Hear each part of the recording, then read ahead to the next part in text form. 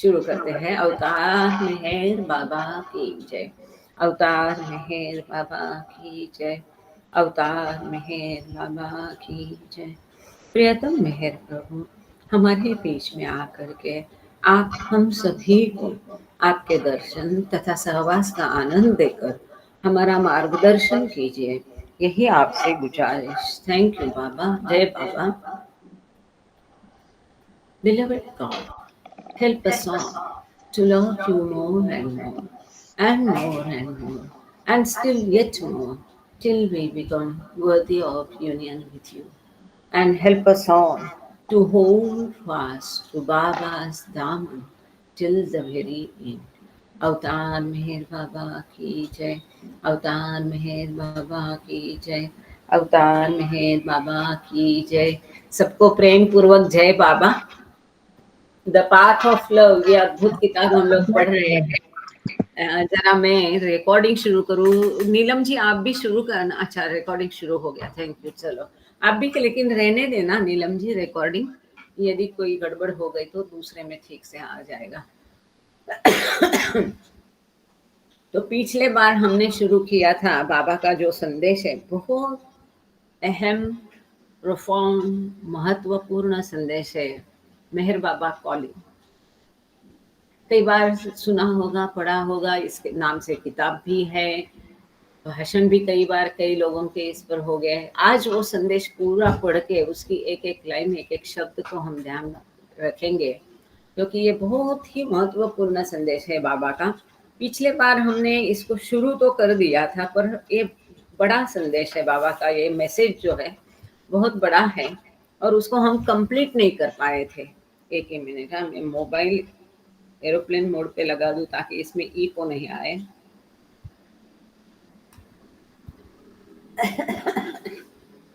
तो अभी ये द पाथ ऑफ लव किसी के पास हो तो हम पेज नंबर 13 पर है, 13 नंबर, ठीक है।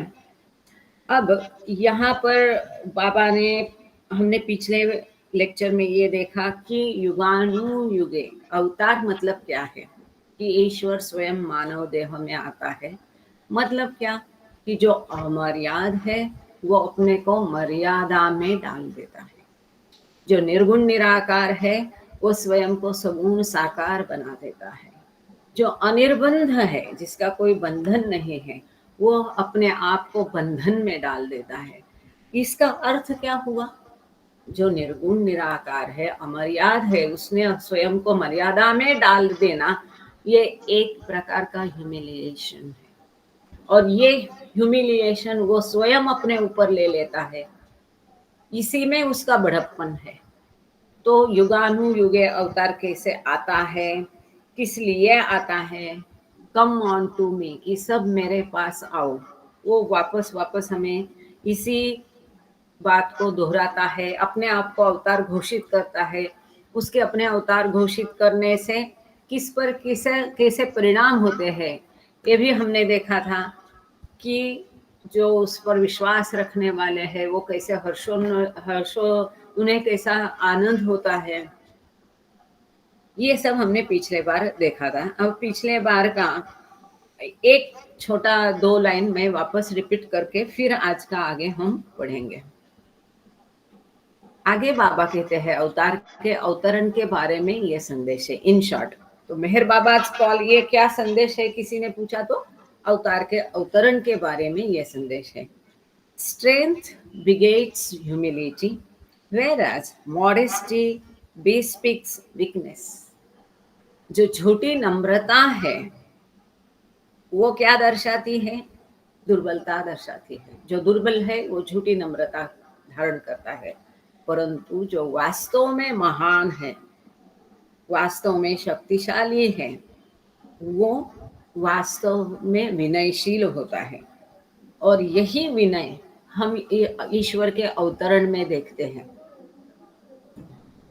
Only he who is truly great can be really humble.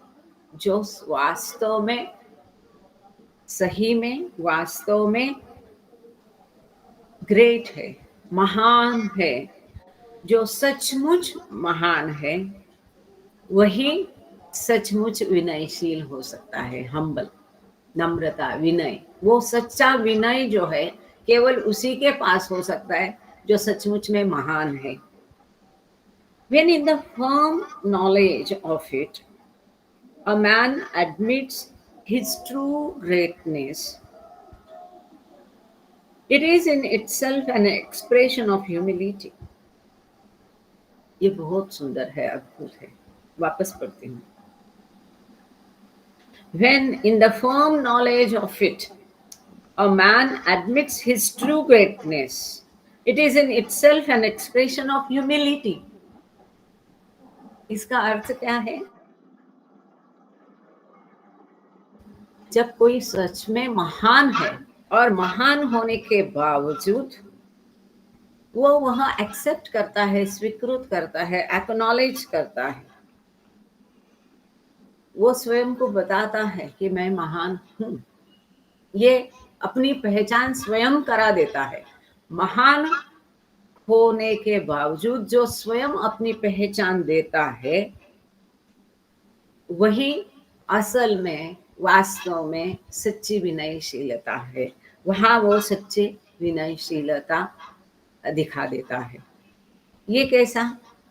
अब सपोज एक एग्जाम्पल लेते हैं इस एक सुंदर सेंटेंस को समझने के लिए। अमिताभ बच्चन, लता मंगेशकर, सचिन तेंदुलकर, महान वैज्ञानिक, किसी बैंक का कोई चेयरमैन, कंपनी का चेयरमैन, है ना? ये लोग कैसे हैं? अपने अपने फील्ड में महान हैं। अब कोई किसी देहात में अमिताभ बच्चन या लता मंगेशकर या सचिन तेंदुलकर जाता है और वहां वो आदिवासी लोगों को पता ही नहीं ये कौन है, तो उनमें घुल मिलकर वो वास्तव में बता देगा जब कि मैं सचिन तेंदुलकर हूँ, मैं बहुत क्रिकेट अच्छा खेलता हूँ, या मैं लता मंगेशकर हूँ, मैं गाना गाती हूँ, या मैं अमिताभ बच्चन हूँ, मैं अभिनेता हूँ। ये स्वयं की पहचान जब वो स्वयं उन लोगों को देगा कि जिनको उनकी पहचान नहीं है, ये उनकी असली ह्यूमिलिटी है, विनयशीलता है। ये नहीं है कि आप जानते नहीं मुझे, मैं कौन हूँ, है ना? ये नहीं है कि ये तो जानता नहीं है कौन लता मंगेशकर है या अमिताभ बच्चन है या तेंदुलकर है। ये एक उदाहरण दिया। तो अवतार का ठीक ऐसा है, वो महान है, उसे पता है वो हमारी आद है, ईश्वर है, पर हम नहीं पहचानते ना, तो हमें वो स्वयं अपनी पहचान करा दे रहा है। यही असली ह्यूमिलिटी है। मेरे ख्याल से आपको बात समझ में आ गई होगी।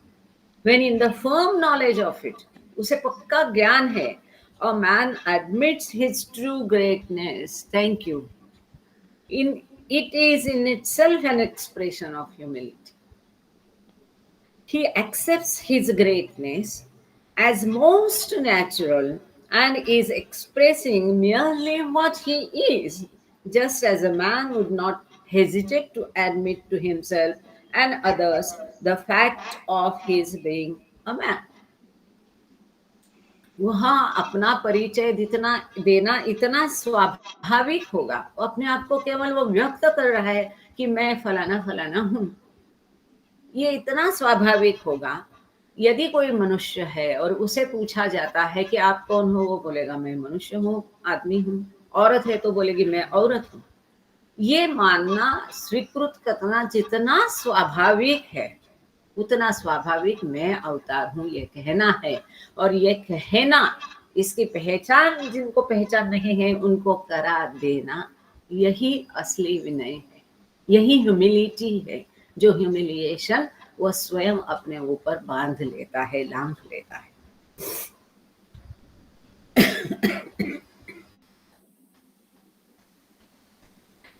For a truly great man who knows himself to be truly great, to deny his greatness would be to belittle what he indubitably is. अब महान व्यक्ति है, उस महान व्यक्ति ने केवल झूठा विनय धारण करके अपने महानता को स्वीकृत नहीं करना।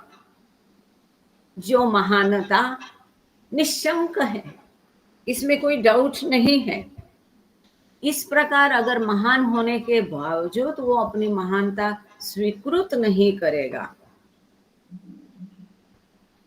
तो वो एक प्रकार की हिपोक्रेसी होगी।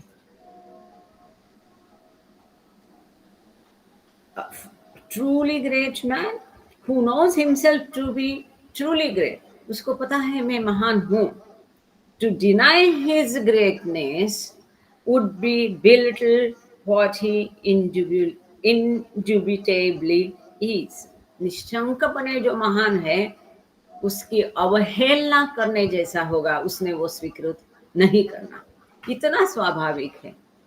मनुष्य होने के बावजूद यदि हम नहीं एडमिट करेंगे कि मैं इंसान हूं, मैं मनुष्य हूं, मैं स्त्री हूं, मैं पुरुष हूं, इतना वो हिपोक्रेटिक होगा कि मैं अवतार होने के पश्चात स्वीकृत नहीं करना कि मैं अवतार हूं। फॉर whereas आगे यहाँ बहुत सुंदर तरीके से झूठी नम्रता और असली विनय ये बाबा समझा रहे। मॉडेस्टी, ह्यूमिलिटी, पोलाइटनेस, ये सब बाबा यहाँ समझा रहे हैं। For whereas modesty is the basis of grace, true greatness is free from camouflage। camouflage मतलब छल। Modesty is the basis of grace मतलब झूठी नम्रता या विनय एक भेष है, मास्क है, एक मुखौटा है, क्योंकि वो वास्तव में नहीं है। परंतु असली विनयशीलता छल से दूर है, छल विरहित है। अब हम पेज नंबर 14 पर हैं। आगे बाबा कहते हैं, On the other hand, when a man expresses a greatness he knows or feels he does not possess, he is the greatest hypocrite। परंतु इसके विपरीत कोई मनुष्य है, वो वास्तव में महान नहीं है, उसे उसका पता है कि मैं ऐसी कोई महान व्यक्ति नहीं हूं, और इसके बावजूद यदि वो अपने आप को महान करके दर्शाता है, प्रदर्शित करता है, तो ये सबसे बड़ा ढोंग होगा, हिपोक्रेसी होगी, छल होगा। महान है नहीं, जो हम नहीं है वो दिखाने की कोशिश नहीं करना है। महान है, मान लिया महान है, परंतु उसमें अपने आप एक विनय आ जाता है। वहां महानता का गौरव स्वयं वो नहीं करता है, महानता का गौरव नहीं करता है, वो अपने आप को गौरवान्वित नहीं करता है, केवल मान लेता है, अपने आप को बताता है, दिखाता है, प्रदर्शित करता है, पहचान देता है कि स्वयं कौन है। परंतु महान नहीं होने के बावजूद यदि कोई अपने आप को महान है करके दिखाता है, तो वो सबसे बड़ा ढोंग होगा। और बाबा कहते हैं सब कुछ माफ हो सकता है, परंतु ढोंग की, छल की, हिपोक्रेसी की कोई माफी नहीं है। बाबा को हिपोक्रेसी से बहुत ज्यादा चिढ़ थी बोलना सही नहीं है, पर बाबा बिल्कुल पसंद नहीं करते थे। इसीलिए शायद जो स्ट्रेट फॉरवर्ड है, खुले ऐसे लोग हैं, उनको अधिक पसंद है। Honesty is the man who is not great. Sorry. Honest is the man who is not great, and knowing and feeling this firmly and frankly states that he is not great। वह व्यक्ति ईमानदार है जो महान नहीं है, परंतु ये जानकर और उसको अनुभव करते हुए खुलेपन से, फ्रैंकली और दृढ़तापूर्वक जो वह स्वीकृत करके बताता है, अरे बाबा मैं छोटा आदमी हूं, वह सच्ची महान है। वह महान नहीं है और वह जानता है कि मैं महान नहीं हूं, और ये वो स्वीकृत करता है, एक्सेप्ट करता है कि मैं महान नहीं हूं। यह ऐसा व्यक्ति ईमानदार है। ऐसा ईमानदार हमें होना चाहिए। जो हम नहीं है वह बताने की हमें आवश्यकता नहीं है। There are more than a few who are not great। यहाँ मतलब क्या? मॉडेस्टी और ह्यूमिलिटी। वैसे देखेंगे तो डिक्शनरी दोनों का अर्थ नम्रता, विनय यही होगा, पर ह्यूमिलिटी मतलब दीनता भी है। दीनता क्यों? क्योंकि जब अवतार इतना अमर्याद होके उसको मर्यादा के बंधन में आना पड़ता है, ये उसकी ह्यूमिलिटी होगी, दीनता हो गया, विनय हो गया। और मॉनेस्टी जो है वो झूठी नम्रता या झूठा विनय इसे कह सकते हैं। There are more than a few who are not great, yet assume a humility in the genuine belief of their own worth. बहुत सुंदर है, बहुत महत्वपूर्ण है। There are more than a few. ऐसे कई लोग हैं जो महान नहीं हैं और अपने स्वयं की क्या हैसियत है या देयर ओन वर्थ को हम हैसियत से, अपनी स्वयं की हैसियत क्या है उसका ईमानदारी से, विनयता से, दीनता से वो एक्सेप्ट करते हैं, स्वीकृत करते हैं। Through words and actions they express repeatedly their humbleness, professing to be servants of humanity. अपने शब्दों से, अपने क्रियाकलापों से इंसानियत के प्रति, मनुष्य के प्रति वो अपनी आस्था दिखाते हैं और वह पुनः अपनी विनयशीलता प्रदर्शित करते हैं। True humility is not acquired by merely donning a grab of humility. कितना सुंदर, एक एक सेंटेंस, एक एक शब्द ऐसा चुन चुन के जोहरी कैसा दागिना बनाता है ना, एक ज्वेलरी बनाता है जोहरी, अपने ये ज्वेलरी में एक एक हीरा, एक एक मोती जिस प्रकार से कुशलता से बिठाता है, ऐसा एक एक शब्द परख कर बाबा ने यहाँ यूज किया है। बहुत कम शब्दों में, छोटे छोटे सेंटेंस में बहुत बड़ा अर्थ है। एक एक शब्द महत्वपूर्ण है, एक एक वाक्य, सेंटेंस महत्वपूर्ण है। आगे बाबा कहते हैं, True humility is not acquired by merely donning a garb of humility. सच्चा विनय केवल विनयशीलता का मुखौटा पहनकर पाया नहीं जाता है। क्या? तो ये वाक्प्रचार मतलब रहता ना, सुविचार रोज लिखते हैं ब्लैक बोर्ड पर, ऐसा इसको लिखकर उतार कर रख सकते हैं। सच्ची विनयशीलता का मुखौटा पहनकर आती नहीं है। प्राप्त नहीं की जाती हैं। मतलब केवल विनयशीलता का मुखौटा पहनकर विनयशीलता प्राप्त नहीं हो जाती, प्राप्त नहीं की जा सकती। वास्तव में विनयशील होना चाहिए, ढोंग नहीं होना चाहिए। True humility spontaneously and continually emanates from the strength of the truly great. ये जो असली विनयशीलता है वो अपने आप सहज रीत्या, स्वयं स्फूर्त रीत्या सतत प्रकट होती रहती है। किससे? जो वास्तव में महान है,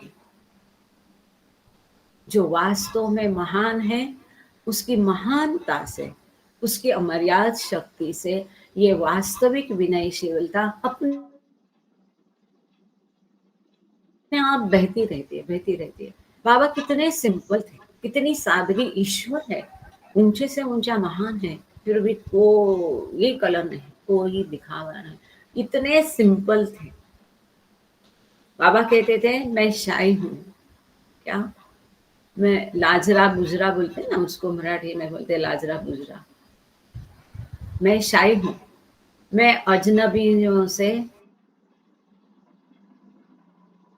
शर्म रखता हूँ, मुझे अजनबी पसंद नहीं। अब अजनबी कौन? जो विभिन्नता में विश्वास करते हैं, जो ईश्वर में विश्वास नहीं करते, जो ईश्वर से प्रेम नहीं करते, वो सब अजनबी है ईश्वर के लिए। आई एम शाई ऑफ, ये बाबा का सेंटेंस है ना कि मैं अजनबियों से शाई हूँ, लज्जित होता हूँ। तो बाबा बहुत ही सिंपल, सादगी भरे एकदम। हम उनका व्यवहार देखेंगे तो कितना, देखो कई बार हम देखते हैं नीचे आकर के जमीन पर बैठ गए हैं, डायस बना है फिर भी वो नीचे आके बैठ गए हैं। तो ये जो असली विनयशीलता है। वो जो सच्ची महान है, उससे अपने आप स्वयं स्फूर्तपणे रीत्या कंटिन्यूअसली लगातार प्रकट होती रहती है। Voicing once humbleness does not make one humble. मैं बहुत विनयशील हूँ, मैं बहुत विनयशील हूँ, मैं बहुत नम्रता हूँ, मैं बहुत पोलाइट हूँ, ऐसा बोलने से विनय आता नहीं है। Voicing once humbleness does not make one humble. केवल बोलने से विनयशीलता आती नहीं है। For all that a parrot may utter I am a man, it does not make it so. एक तोता भी बोलते रह सकता है कि मैं मनुष्य हूँ, मैं मनुष्य हूँ, परंतु वास्तव में तोता कभी मनुष्य होता है नहीं। तो केवल मैं विनयशील हूँ, मैं विनयशील हूँ, मैं बहुत पोलाइट हूँ, बोलने से पोलाइटनेस नहीं आता है, विनय नहीं आता है। वो तो तोते के रट जैसा हो गया, ऐसा बाबा यहाँ कहते हैं। Better the absence of greatness than the establishing of a false greatness by assumed humility. कितना सुंदर है। विनम्रता के द्वारा झूठी महानता स्थापित करने की अपेक्षा महानता का अभाव ही बेहतर है ना। मतलब विनम्र है नहीं, विनयशील है ही नहीं, और फिर भी विनयशील होने का बहाना करना, इससे तो महान नहीं होना अच्छा है, ऐसा बाबा यहाँ कहते हैं।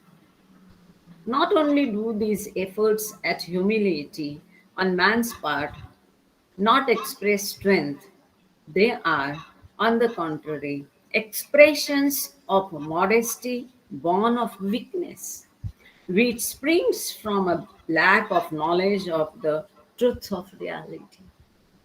यथार्थता, सत्य, वास्तविकता का ज्ञान जब नहीं होगा, तब ये झूठी नम्रता एक दुर्बलता के रूप में बाहर आ जाएगी।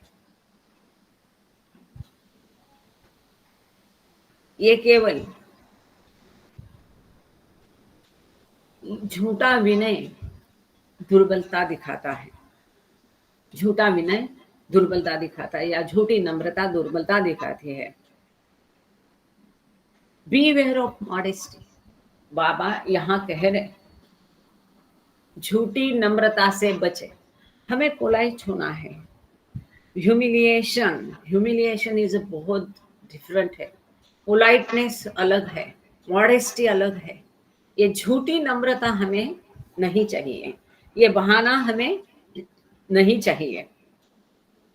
बाबा यहाँ आगाह कर रहे हैं, ये बहुत केवल 2 शब्द और एक प्रेपोजिशन का ये सेंटेंस है, इतना छोटा सेंटेंस है, पर ध्यान रखिए इसको, ये बहुत अधिक महत्वपूर्ण है। बाबा यहाँ कह रहे बीवेयर ऑफ मॉडेस्टी, झूठी नम्रता से बचे, सावधान रहे।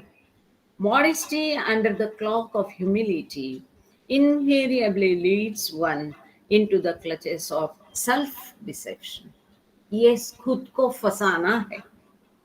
इस तरह का ये जो झूठी नम्रता है, विनयशीलता के बहाने, उसके नाम पर, वो कभी ना कभी आपको धोखा देगी। सेल्फ डिसेशन, खुद को फंसाना है, खुद को गुमराह करना है। मॉडेस्टी ब्रीड्स इगोइज्म, इससे क्या है, झूठी नम्रता से ईगो बढ़ता है, अहंकार बढ़ता है। झूठी नम्रता से, वो झूठी नम्रता का ही आगे अहंकार बढ़ता है। आजकल अगर मराठी स्पीकिंग कोई यहाँ पर जुड़े हैं तो आप लोग जान रहे होंगे कि मराठी में अभी हम गॉड स्पीक्स पढ़ रहे हैं सोमवार को, मंडे को। अब क्या हुआ है कि ईश्वर वचन का एक एक पन्ना पोस्ट करके तो हो गया, लेकिन पढ़ना जारी है। इस बीच में क्या करते हैं हम, छोटे छोटे बुकलेट पहले कहीं कहीं प्रकाशित होते थे, कहीं मेहर प्रकाशन है, किंग्स रोड वाले है, पूना वाले के है।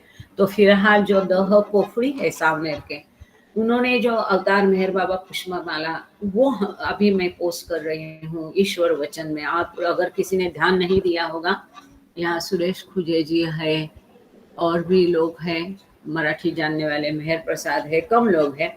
आप लोग देखना, वहाँ अभी बहुत महत्वपूर्ण चैप्टर चल रहा है, यही चल रहा है। झूठा विनय अहंकार।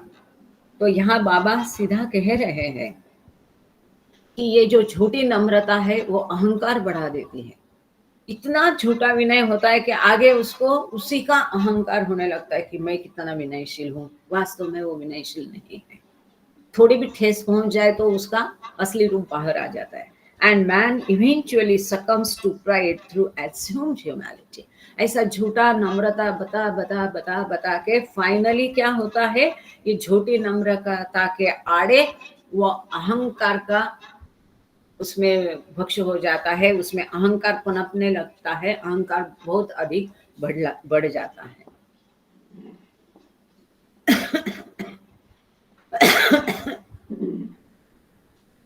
द ग्रेटेस्ट ग्रेटनेस, एक एक शब्द चुनकर झोरी जैसे हीरे बाबा ने, greatest greatness and the greatest humility go hand in hand, naturally and without effort। सबसे बड़ी महानता और सबसे बड़ी विनयशीलता स्वाभाविक रूप से और बिना किसी प्रयास से, स्वाभाविकता से दे गो हैंड इन हैंड, साथ साथ चलते रहते हैं। जानी दोस्त कैसे हाथ में हाथ लेके ऐसे घूमते रहते, मस्त मगन होते, वैसे जो सच्ची महानता है और सच्ची विनयशीलता है, अपने आप ही स्वाभाविक रूप से दोनों साथ ही रहते हैं, हमेशा साथ ही चलते हैं। कितना सुंदर है। मैं वापस पढ़ती हूँ। The greatest greatness and the greatest humility go hand in hand, naturally and without effort. सबसे बड़ी महानता और सबसे बड़ी विनम्रता या विनय स्वाभाविक रूप से और बिना किसी प्रयास के साथ साथ चलती है। उसके लिए कोई एफर्ट डालना नहीं पड़ता है, अपने आप सहजता से वो हो जाता है। आगे बाबा कहते हैं, When the greatest of all says, I am the greatest, it is but a spontaneous expression of an infallible truth। सच में कोई महानतम व्यक्ति है और जब वो कहता है कि मैं सबसे महान हूं, तो यह एक अचूक सत्य है और जिसकी उसने अभिव्यक्त किया, प्रकट किया। कोई बहुत महान है और वो स्वयं कहता है कि मैं महान हूं, तो ये क्या हो गई, सहज अभिव्यक्ति हो गई। किस चीज की, ट्रुथ, जो सत्य है। The strength of his greatness lies not in raising the dead. उसकी महानता किसी मुर्दे को जिंदा करने में नहीं है, but in his great humiliation when he allows himself to be ridiculed। उसकी महानता किसमें है, जब लोग उसका मजाक उड़ाते हैं, अपनी ऐसी अवहेलना होने देने में उसकी महानता है। Persecuted and crucified at the hands of those who are weak in flesh and spirit। जो दुर्बल है, जिनके आत्मा दुर्बल है, जिनका शरीर दुर्बल है, ऐसे लोगों के हाथे सूली चढ़ जाने देना, ऐसे लोगों के हाथों अवहेलना होने देना, ऐसे लोगों के हाथ क्रूसिफाई, सूली पर चढ़ जाने में, सूली पर जाने में वास्तविक विनयशीलता है, महानता है, ह्यूमिलिएशन है। किसने किया, क्राइस्ट ने। सब अवतार यही करते हैं। कृष्ण को बोला गया माखन चोर है, राम को वनवास में भेज दिया गया, बुद्ध को ना जाने क्या क्या कहा, मेहर बाबा को भी कोई उस समय में, अब जैसे आपने उस दिन मणि आंटी को सुना है, तो इतना दुख के साथ रोती है कि नवसारी में बाबा को यहाँ तक पत्थरबाजी भी की बाबा के ऊपर, टोका में कितना बाबा को सताया गया। माणिक शाह थे, मेहरा के ब्रदर थे, केजे दस्तूर जो बाबा के प्रेम में शुरू में तो इतने पागल हुए, बाबा के विरोध में लिखने लगे, काफी विरोध किया लोगों ने उनका, काफी अवहेलना की। महानतम होने के पश्चात ऐसे दुर्बल यत्कश्चित लोगों से के हाथों अपनी अवहेलना होने देना, यही सबसे बड़ी महानता है, यही सबसे बड़ा विनय है, यही सबसे बड़ी ह्यूमिलिएशन है। और यह ह्यूमिलिएशन वो युगानुयुगे सतत हर 700-1400 साल वो ये महान ईश्वर हमारे लिए ये ह्यूमिलिएशन बर्दाश्त करता है। अब जब कोई बाबा के खिलाफ बोलते थे, लिखते थे, तो बाबा ने सब मंडली जन को बार बार बाबा आगाह करते थे कि उसको कुछ कहना नहीं, जो मेरे खिलाफ कुछ कहे उसको कुछ कहना नहीं, उसको गुस्सा होना नहीं, उसको कुछ कहने से रोकना नहीं, लेट हिम एक्सप्रेस, वो भी एक तरह से मेरा काम करता है, ऐसा बाबा कहा करते थे। तो ऐसे जो दुर्बल है उनके हाथों अपने आप को अवमानित होने देना, ये सच्ची विनयशीलता है।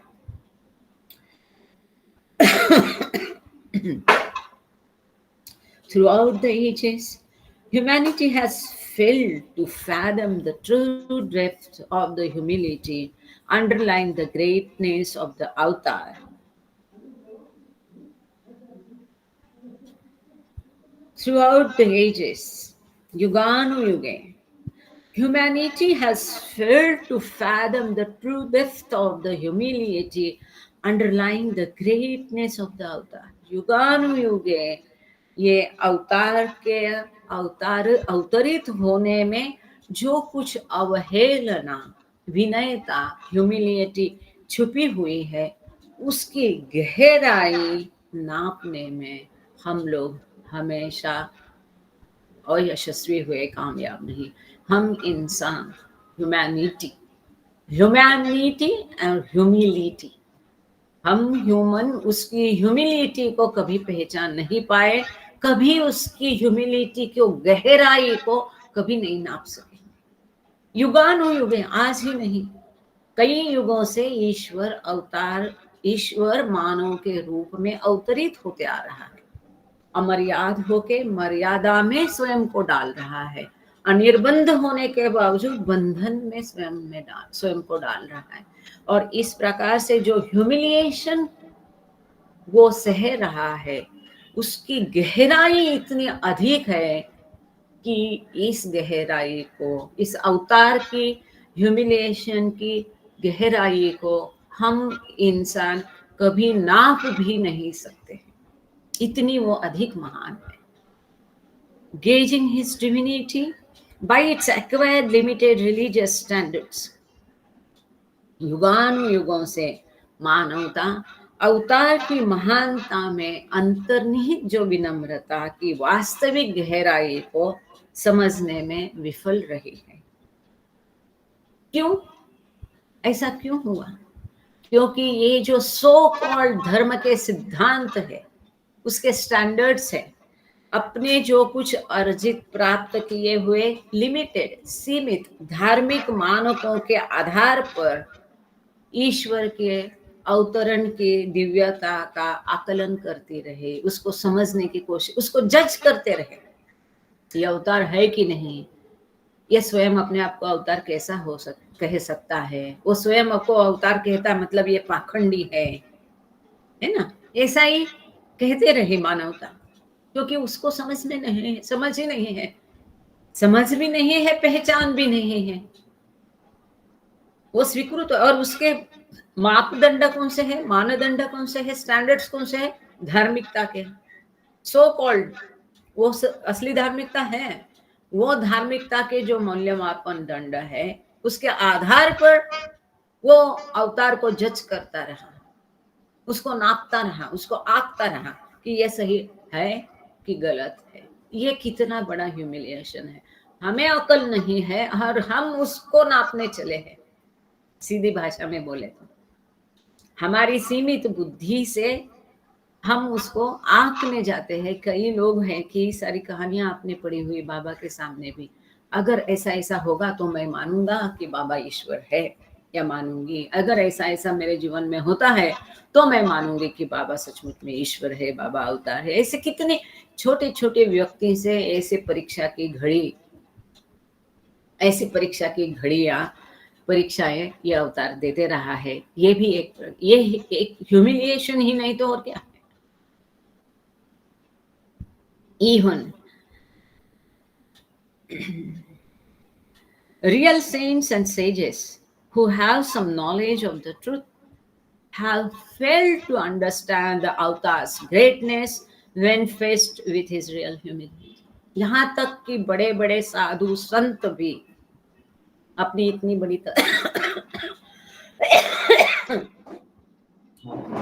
अपनी इतनी बड़ी तपस्या के बावजूद ईश्वर का वास्तविक महानता, उसकी वास्तविक विनयशीलता को समझने में कामयाब नहीं रहे। साधु संतों को भी इस महान ईश्वर की महानता और इसके ह्यूमिलिएशन को, विनयशीलता को वो साधु संत भी समझ नहीं पाए।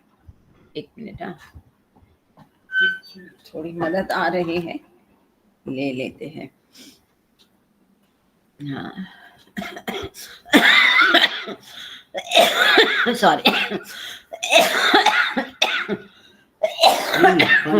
पानी कहते हैं। Sorry, I am so sorry. अब हम लोग पेज नंबर 15 पे है, एज आफ्टर एज। पूरा इतना करना तो मैं थोड़ा सा सेटल हो जाऊं। एक इंग्लिश का पैरा पूरा पढ़वा देती हूँ ताकि मैं थोड़ा सा रिलैक्स हो जाऊँ। Age after age. Age after age, history repeats itself when men and women, in their ignorance, ओह एक मिनट, ये चला गया, कब गया? I am so sorry, recording चला गया, कब चला गया पता ही नहीं। ओह माय गॉड, चलो यहाँ से शुरू कर दिया। हाँ, age after age. age after age, history repeats itself when men and women, in their ignorance, limitations, and pride, sit in judgment over the God incarnated man who declares his godhood and condemn him for uttering the truths they cannot understand. He is indifferent to abuse and persecutions, for in his true compassion he understands, in his continual experience of reality he knows, and in his infinite mercy he forgives. Thank you. अच्छा, युगों युगों का इतिहास खुद को दोहराता है, युगों युगों से होता आ रहा है।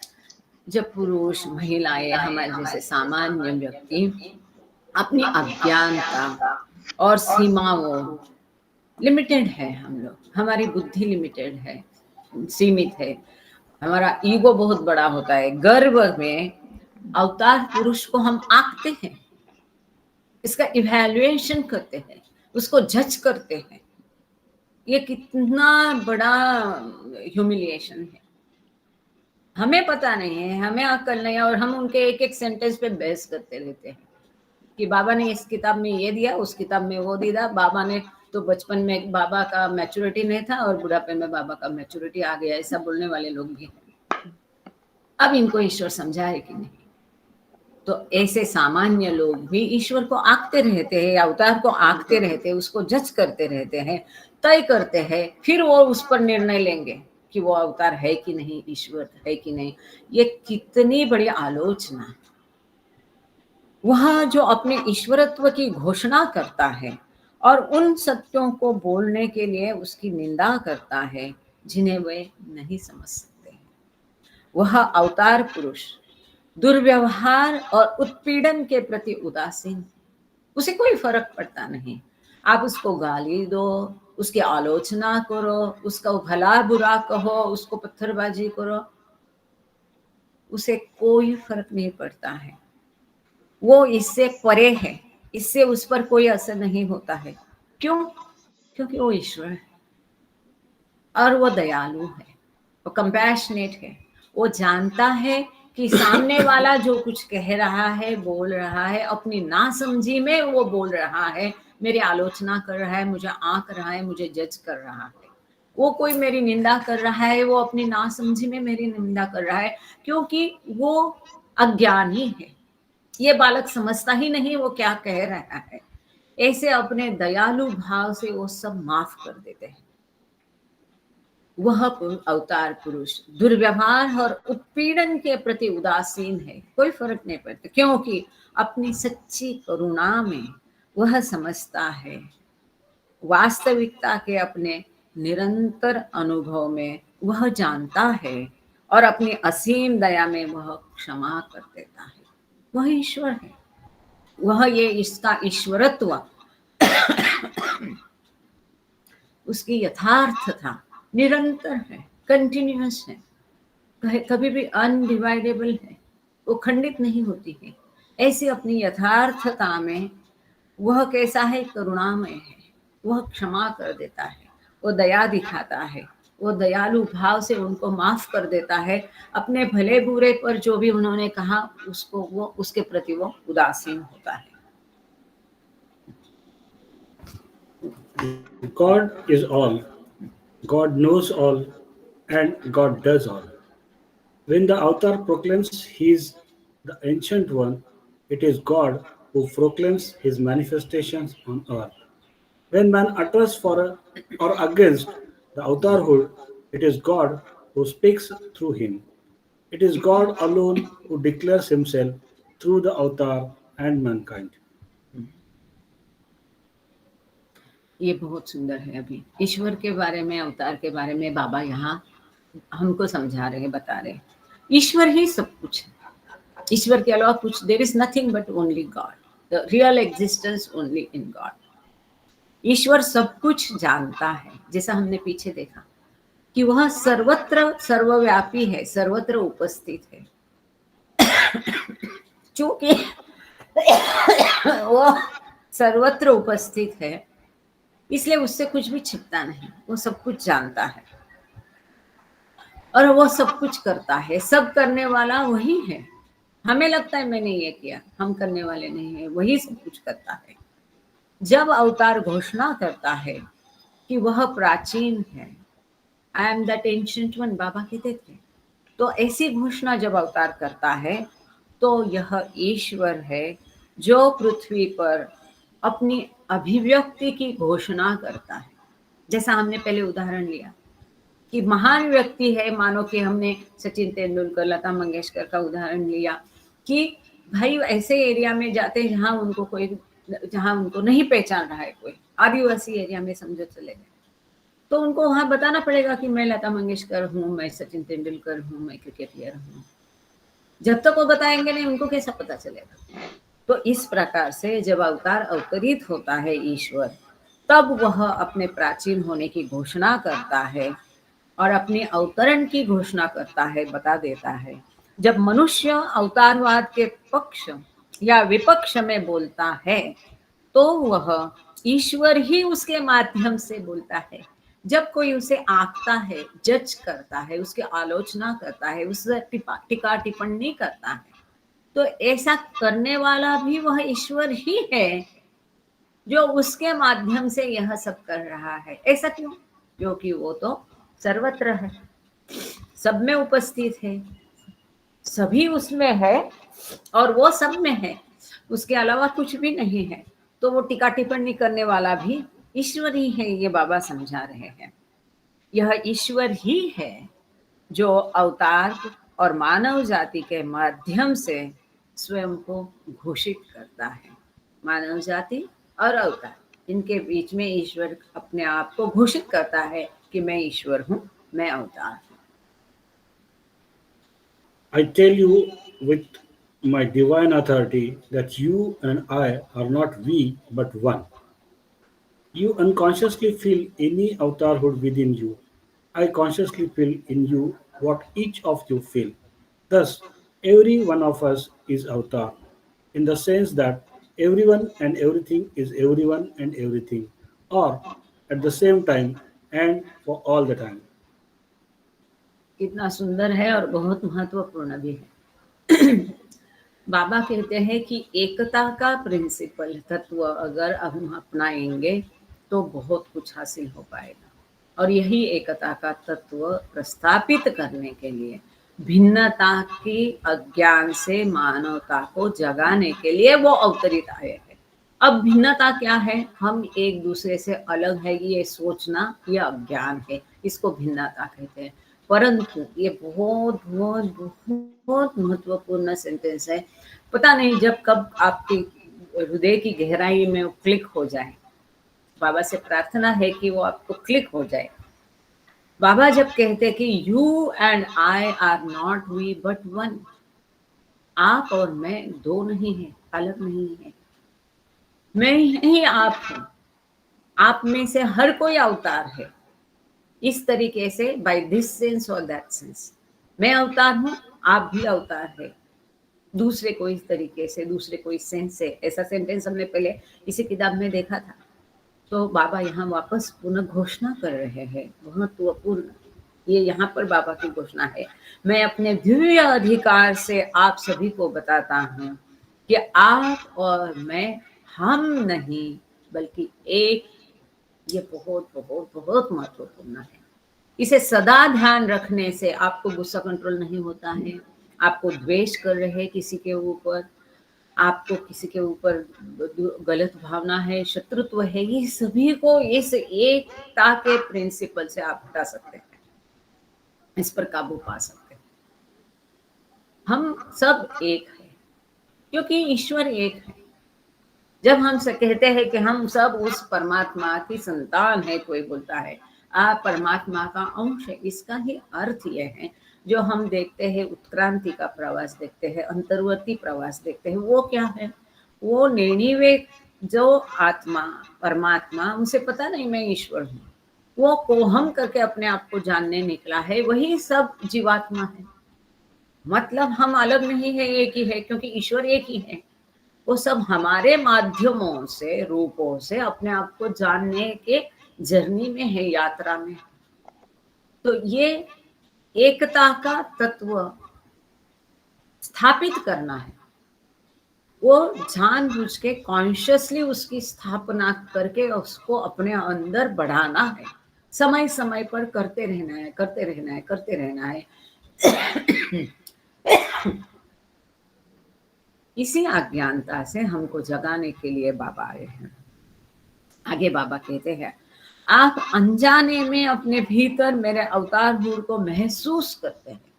आप मेरे अवतार हुर को महसूस करते हैं, you experience, you feel it. आप महसूस करते पर आपको पता नहीं है, अनजाने में। देखो, हम सांस लेते हैं, हमको पता चलता है सांस लिया छोड़ा, वो तो ऑटोमेटिक चलता है। तो बिल्कुल इस प्रकार से बाबा कहते हैं कि अवतार हुर को इंसानियत अपने आप, क्योंकि वो हम भी ईश्वर है, हम भी अवतार है, तो अपने आप को वो पहचान ही लेते हैं, पर अनजाने में, कॉन्शियसली नहीं।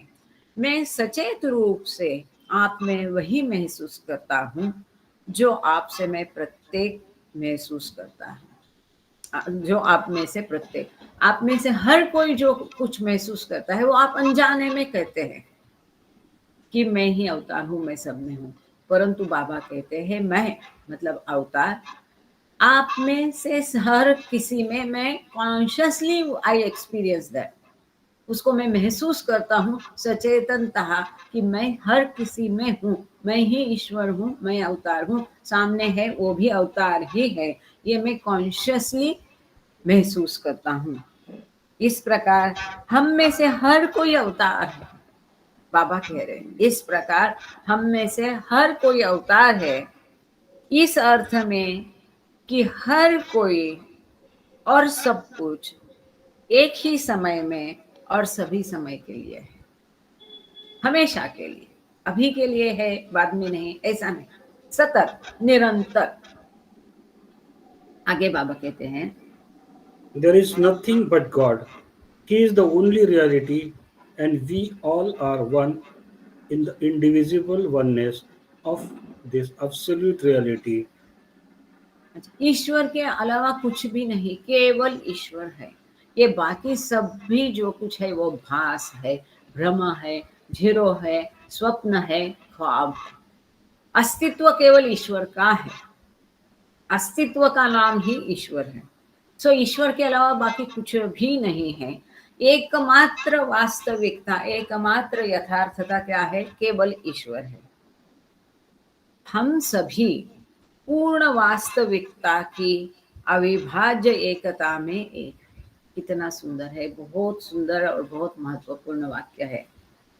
We all are one in the indivisible oneness of this absolute reality. ये जो यथार्थता है, अविभाज्य यथार्थ एकता है, पूर्ण वास्तविकता, पूर्ण यथार्थता, पूर्ण सत्यता, मतलब ईश्वर। इस ईश्वरता की अविभाज्यता में, उसकी एकता में हम सभी इस प्रकार एक है। ईश्वर की अविभाज्य एकता में हम सब एक है। When the one who has realized God says, I am God, you are God, and we all are one, and also awakens this feeling of oneness in his illusion bound self, then the question of the lowly and the great, the poor and the rich, the humble and the modest, the good and the bad simply vanishes. It is his false awareness of duality that misleads man into making illusory distinctions of filling them into separate categories.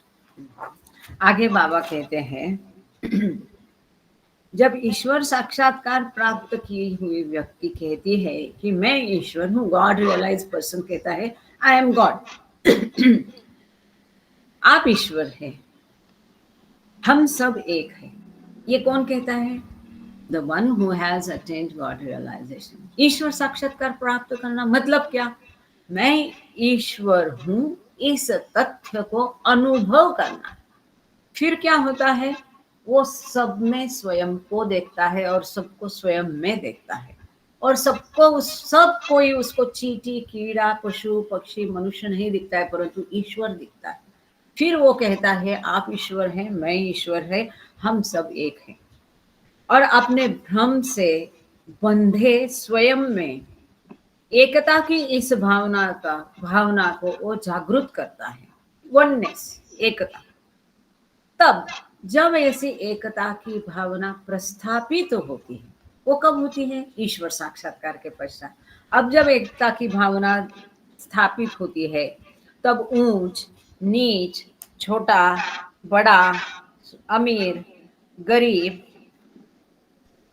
झूठी नम्रता वाला, विनयशील, अच्छा बुरा, एक सीधा अदृश्य हो जाता है। अब ये क्या है? एक बार इसे वापस पढ़ते हैं। पुअर, रिच, अमीर, गरीब, हम, गुड, बैड, ये सब क्या है? द्वंद्व है।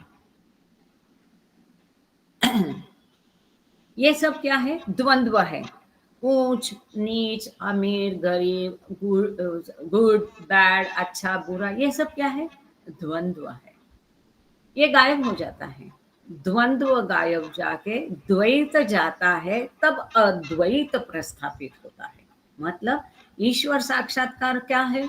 स्वयं को ईश्वर कर का अनुभव करना। ईश्वर क्या है? अद्वैत है, एकमेवा द्वितीय है।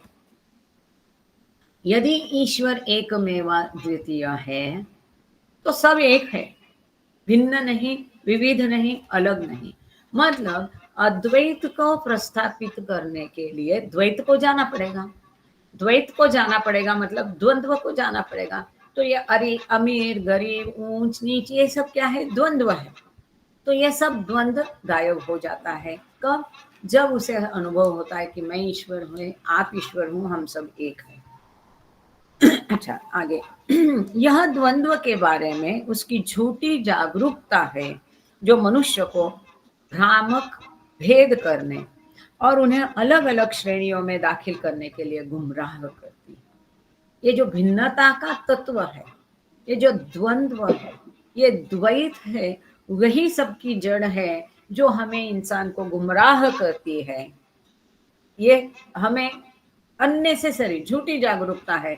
वो ऊंच है, ये नीच है, ये श्रीमंत है, अमीर है, पुरुष है, स्त्री है, ये सब गलत है, ये भ्रामक है। ये भेद करने वाली श्रेणियां जो है, ये हमें गुमराह करती है।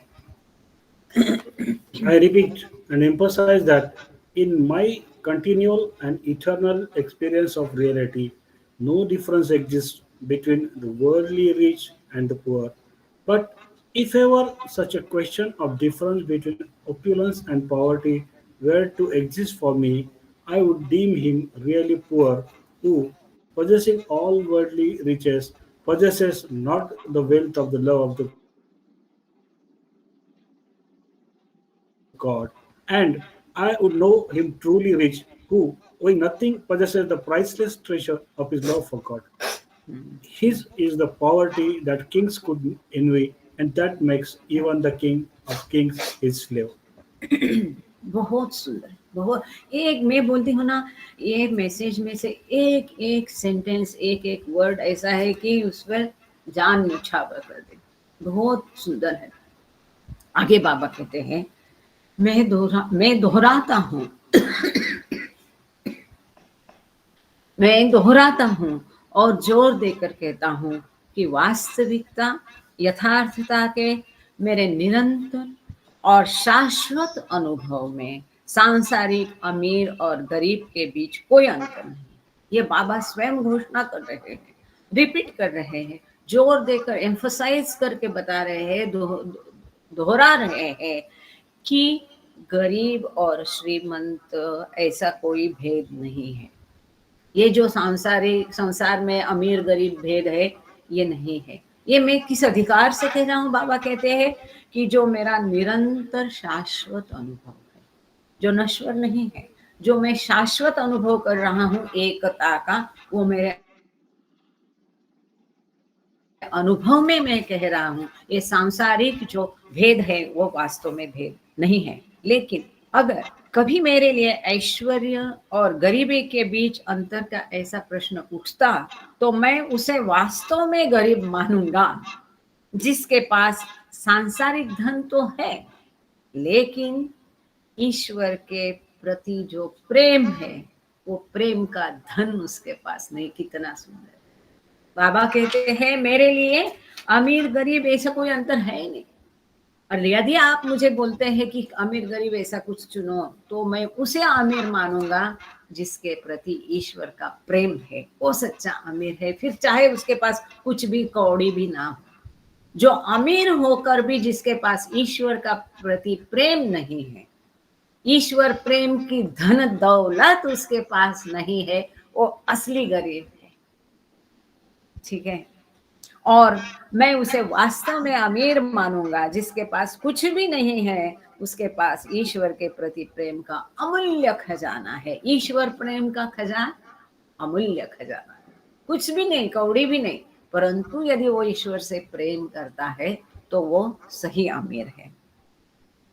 उसकी वह दरिद्रता है जिससे राजा ईर्ष्या कर सकते हैं, और वह राजाओं के राजा को भी अपना दास बना लेती है। उसका ईश्वरीय प्रेम जो है, दैवी प्रेम जो है, वो राजा के राजा को भी दास बना लेगी, क्योंकि उसके पास ये अमूल्य दैवी प्रेम का खजाना है। ये दुनियादारी का खजाने की कोई कीमत नहीं। वो आज है, कल नहीं है। हाथ का मैल है, धुआं है, उड़ जाएगा। वो भास है, भ्रम है, उसका कोई फायदा नहीं है। इसीलिए बाबा ने कहा है कि हमें आध्यात्मिक संस्कार हमारे बढ़ाने हैं। वो आध्यात्मिक संस्कार बढ़ने चाहिए, जो कि ईश्वर की खोज में, ईश्वर की प्राप्ति के लिए हम जो भी प्रयास करते हैं, उस प्रयास से जो उत्पन्न हो गए हैं। मतलब हमें ईश्वर से प्रेम करना चाहिए। हम ईश्वर से प्रेम कैसा कर सकते हैं? जिससे हम प्रेम नहीं कर सकते हैं, उससे भी हम प्रेम करें। जो हमसे ईर्ष्या करता है, उससे भी हम प्रेम करें। जो हमसे गुस्सा करता है, उससे भी हम प्रेम करें। जो हमारा नुकसान करता है, उसे भी हम प्रेम देवे, तब वो ईश्वरीय प्रेम कहा जाएगा। और ऐसा प्रेमी होगा तो उसके पास खोटी कौड़ी भी नहीं हो, तो भी वो दुनिया का राजा हो जाएगा, सबसे अमीर हो जाएगा। Love for God alone can annihilate the falsity of the. No, therefore. Know therefore that in the eyes of God, the only difference between the rich and the poor is not of wealth and poverty, but in the degrees of intensity and sincerity in the longing for God. इसलिए ये जान लो कि ईश्वर की नजर में अमीर गरीब के बीच जो अंतर है, वो केवल धन का अंतर नहीं है। रादर धन का अंतर है ही नहीं, गरीबी का अंतर नहीं है, परंतु ईश्वर के प्रति जो लालसा है, ईश्वर के प्राप्ति की जो तीव्रता है, तड़प है, लालसा है, ईश्वर प्राप्ति के लिए जो ईमानदारी से प्रयास वो कर रहा है, वो स्तर में है। मतलब intensity and sincerity, longing for, ईश्वर के प्रति, ईश्वर को पाने के लिए आप कितने लालायित है, वो अपनी तड़प कितनी अधिक या कम है, इसके ऊपर सब कुछ है, इसके ऊपर अंतर है। बाकी अंतर अमीर गरीब का कोई अंतर नहीं। किसके मन में ईश्वर प्राप्ति की अधिक तड़प है और किसके मन में ईश्वर प्राप्ति की कम तड़प है, किसके मन में अधिक ईमानदारी से वो कोशिश कर रहा है ईश्वर से प्रेम करने की, वो करती रहनी पड़ेगी। प्रेम तो ईश्वर की देन है, ये सब कहे के आलस करना नहीं है। ऐसा होता तो बाबा ने वो छोटी प्रेयर दी नहीं होती। जब बाबा ने प्रेयर दी है कि मैं तुमसे अधिकाधिक प्रेम करूं और अधिक करूं, और बाबा इसमें हमारी मदद करो, और बाबा के कहने से जब हम करेंगे और हमारी हर 100% कोशिश होनी चाहिए, तो शुरू करना है। जो हमसे द्वेष करता है उससे प्रेम करना सीखो, जो हमसे गुस्सा करता है उससे प्रेम करना सीखो। वो 10 बार लात मारे, आप फिर भी प्रयास है उसके पास, यहाँ से शुरुआत होगी। Love for God alone can annihilate the falsity of the limited ego, the basis of life ephemeral. It alone can make one realize the reality of one's unlimited ego, the basis of eternal existence. The divine ego, as the basis of eternal existence, continually expresses itself, but the shrouded in the veil of ignorance, man misconstrues his indivisible ego and experiences and expresses it as the limited separate ego. बहुत बहुत महत्वपूर्ण है, बहुत सुंदर है।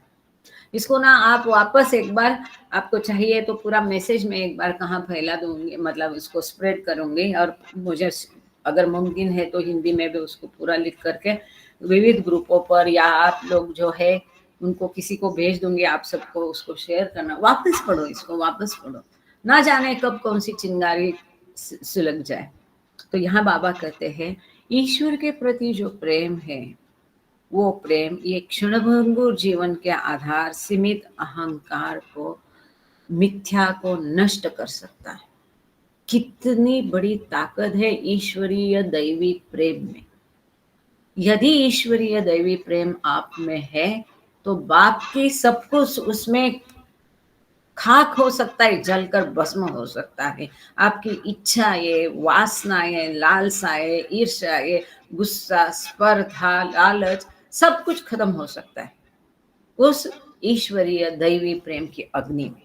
वो मिथ्या को नष्ट कर सकता है, लिमिटेड ईगो, सीमित अहंकार को नष्ट कर सकता है। और ये सीमित अहंकार ही है जो ये मिथ्या जीवन को बनाए रखा है। अगर ये जीवन चक्र की चक्की से मुक्त होना है, बाहर आना है, तो ये मिथ्या अहंकार ही नष्ट हो जाना चाहिए। वो मिथ्या अहंकार कब नष्ट होगा? जब हम ईश्वर से सचमुच में प्रेम करेंगे। यह अकेले ही व्यक्ति को उसके अनंत अस्तित्व के आधार, असीमित अहंकार की वास्तविकता का एहसास करा सकता है। कौन? ईश्वरीय प्रेम, दैवी प्रेम। वो व्यक्ति को बता सकता है, उसको एक्सपीरियंस करा, रियलाइज कर सकता है, महसूस करा सकता है कि तू एक इंसान नहीं है, तू ये शरीर नहीं है, परंतु तू क्या है? ये अस्तित्व का आधार है, तू स्वयं ईश्वर है। तेरा ये छोटा अहंकार नहीं है, तो तेरा विश्वात्मक ईगो है। इस वास्तविकता का मतलब आप ईश्वर हो, इस यथार्थता को, इस सत्य का एहसास, अनुभव कौन कर सकता है? ईश्वरीय प्रेम कर सकता है, दैवी प्रेम कर सकता है। शाश्वत अस्तित्व के आधार के रूप में दैवीय अहंकार निरंतर स्वयं को अभिव्यक्त करता है। ये जो शाश्वत इटर्नल एग्जिस्टेंस है, उसको दैवीय अहंकार जो रियल आई है, real I, not the false I, real I, वो सतत अभिव्यक्त करता है। उसके माध्यम से वो प्रकट होता रहता है। लेकिन अज्ञानता के पर्दे में छिपा हुआ मनुष्य अपने अविभाज्य अहंकार को गलत समझता है और अनुभव करता है, और इसे सीमित अलग अहंकार के रूप में व्यक्त करता है। वास्तविक हम कौन है? ईश्वर है। हमारा इटर्नल एग्जिस्टेंस है, हमारा विश्वात्मक स्वयं रियल आई है। पर हम क्या करते हैं? हम अज्ञानी हैं। उसी अज्ञानता के कारण हम झूठा अहम, सेपरेट ईगो पैदा करते हैं। मैं अलग, तू अलग। और फिर हमने कुछ काम किया, हम उसका भी अहंकार करते हैं। फिर वो रूप का हो, धन का हो, दौलत का हो, सत्ता का हो, किसी भी फालतू चीज का हो, कुछ नहीं तो कुछ नहीं का भी अहंकार करते हैं। ऐसे झूठे अहंकार को हम पालते हैं और अपने आप को अलग है करके हम अपने आप को व्यक्त करते हैं। पे heed. Pay heed when I say with divine authority that the oneness of reality is uncompromisingly unlimited and all pervading, that not only we are one, but even this collective term of we has no place in the infinite indivisible oneness. कितनी सुंदर। ध्यान दीजिए, बाबा कहते हैं, जब मैं अपने दिव्य अधिकार के साथ कहता हूं कि वास्तविकता की एकता इतनी समझौताहीन रूप से असीमित और सर्वव्यापी है कि न केवल हम एक हैं, बल्कि हम इस सामूहिक शब्द का भी अनंत अविभाज्य एकता में कोई स्थान नहीं। कितना सुंदर है। बाबा कहते, मेरे दिव्य अधिकार से मैं वापस कहता हूं कि वास्तविक हम सब एक है और ये हमारी एकता है, अनकॉम्प्रोमाइजिंग है, कोई समझौता नहीं उसमें। विश्वास रखो, ये असीमित है, सर्वव्यापी है, हम सब एक है। समझ लो, जान लो, स्वीकृत करो। इतना हम एक है कि ये एकता के जगत में ये जो शब्द है हम, वी, इसका अस्तित्व तक नहीं है। इतने हम एक है। I and you are not we but one. वहां हम शब्द है ही नहीं। इतनी अनंतता से, अनलिमिटेड से, अनंतता से, अविभाज्य रूप से हम एक है। Awaken from your ignorance and try at least to understand that in the uncompromisingly individual oneness, not only the avatar God, but also the ant and the sparrow, just as one and all of you are nothing but God. The only apparent difference is in the states of consciousness. The avatar knows that which is sparrow is not a sparrow, whereas the sparrow does not realize this, and being ignorant of its ignorance, identifies itself as a sparrow. आगे बाबा कहते हैं, अपनी अज्ञानता से जागो। I have come not to teach but to awaken. किसमें से जागरूक करने हैं हमें बाबा? हमारी अज्ञानता से जगाने के लिए। वो अज्ञान कौन सा है? हम एक दूसरे को भिन्न समझते हैं, ईश्वर से अलग समझते हैं। हम कोई भिन्न नहीं, एक है। तो ये अज्ञानता से जगाने के लिए बाबा कहते हैं कि अपनी अज्ञानता से जागो। कम से कम इतना समझने का प्रयास करो कि समझौता न करने वाले अनकॉम्प्रोमाइजिंग अविभाज्य एकता में न केवल अवतार ईश्वर है, बल्कि चींटी और चिड़िया भी है। जैसे कि आप सभी ईश्वर के अलावा कुछ भी नहीं है। आप सभी ईश्वर के अलावा और कुछ हो ही नहीं सकते। हम सब ईश्वर है, आप सभी ईश्वर है। यह अविभाज्य है, ये टूटने वाला नहीं, अनलिमिटेड है। और ये एकता है, वननेस का प्रिंसिपल इतना गहन है। इसको समझो, अपने अज्ञानता से जागो। केवल मैं अवतार नहीं हूं, परंतु चींटी, चिड़िया, माकड़, बंदर, बिल्ली सब कुछ अवतार है। हाँ, यू अलोन एग्जिस्ट। भाव ने लिखा तुम ही तो हो। बिल्ली, बंदर, गधा, सब कुछ वहां पर लिखा है उन्होंने। गधा शब्द उन्होंने लिखा तो मंडली जन ने आपत्ति जताई। सब भव को कोसने लगे। भव बाबा के पास गए, वो गधा शब्द काट के गए। बाबा ने पूछा, ये गधा शब्द तूने क्यों काटा गधा? तो बोलते हैं कि सब लोग मुझे गाली दे रहे। तो बाबा ने बोला, लिखो वापस गधा। गधा भी तुम हो, आप सब लोग जानते हैं तुम ही तो हो। ये वास्तव में है, यू अलोन एग्जिस्ट, और किस नहीं है। जो कुछ हम दिखते हैं, मच्छर है, कीड़ा है, मकोड़ा है, क्या है? ईश्वर ही है। वो ईश्वर का रूप है। क्यों? क्योंकि वो जानने के लिए निकला है, अपने चेतना का विकास करने के लिए निकला है। जब इसकी चेतना पूरी विकसित होगी, उसकी अंतर्वर्ती चेतना हो जाएगी, तो वो अपने आप जान लेगा कि मैं ईश्वर हूँ। फिर वो उसका सचेतनतया अनुभव होगा कि मैं ईश्वर हूँ। परंतु हमारा यह अज्ञान है कि हम एक दूसरे को अलग समझते। इस अज्ञानता से जागो, हम सब ईश्वर है, हम अवतार है। केवल मैं अवतार नहीं तो ये चींटी, मकोड़ी, चिड़िया भी अवतार है, ऐसा बाबा आग्रह कर रहे। एकमात्र स्पष्ट अंतर चेतना की अवस्थाओं में है। दिस इज इम्पोर्टेंट, यह महत्वपूर्ण है। अंतर, अगर सभी अवतार है तो हम अलग क्यों दिखते हैं, अलग बर्ताव क्यों करते हैं?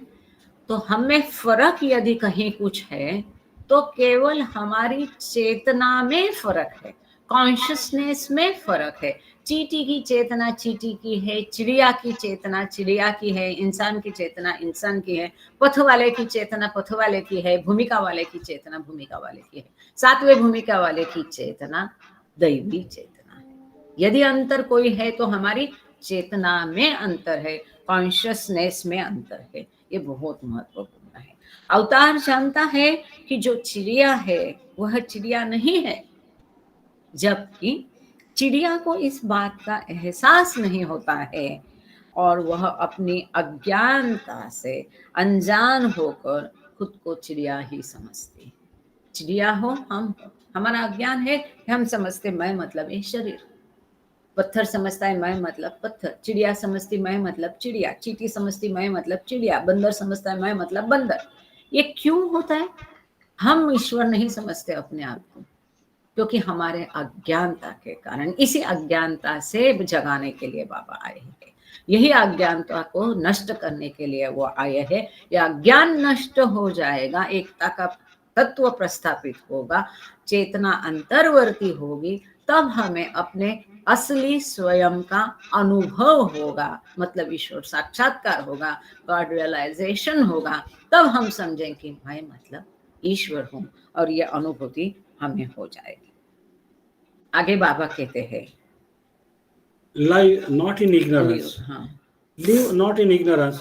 Do not waste your precious lifespan in differentiating and judging your fellow men, but learn to long for the love of God. Even in the midst of your worldly activities, live only to find and realize your true identity with your beloved God. बहुत सुंदर, बहुत महत्वपूर्ण।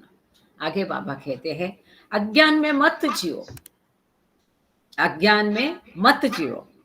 अपना मौलिक समय इस जीवन का अपने साथियों में अंतर करने, भेद करने में, उन्हें आंकने में, उन्हें जज करने में अपना बहुमूल्य जीवन काल बर्बाद मत करो। ये देह, ये माध्यम है, साधन है अपने आप का, अपने स्वयं का अनुभव करने के लिए, ईश्वर साक्षात्कार प्राप्त करने के लिए। ये देह भेद करने के लिए दिया नहीं है, ये दुनियादारी का मजा चखने के लिए दिया नहीं। ये देह एक दूसरे में आंकने के लिए, जजमेंटल, डोंट बी जजमेंटल, बाबा हमेशा कहते हैं। एक दूसरे को आंकने में हमारा बहुमूल्य समय नहीं व्यतीत करना है। वो भी ईश्वर है, उसका अपना समय है, उसका अपना काल है, जब जाएगा अपने हिसाब से वो अनुभव करेगा। हम उसको जज करने में हमारे बहुमूल्य जीवन काल को व्यतीत नहीं करना है, उसको बर्बाद नहीं करना है, बल्कि ईश्वर के प्रेम के लिए तरसना सीखें। हमें क्या करना है?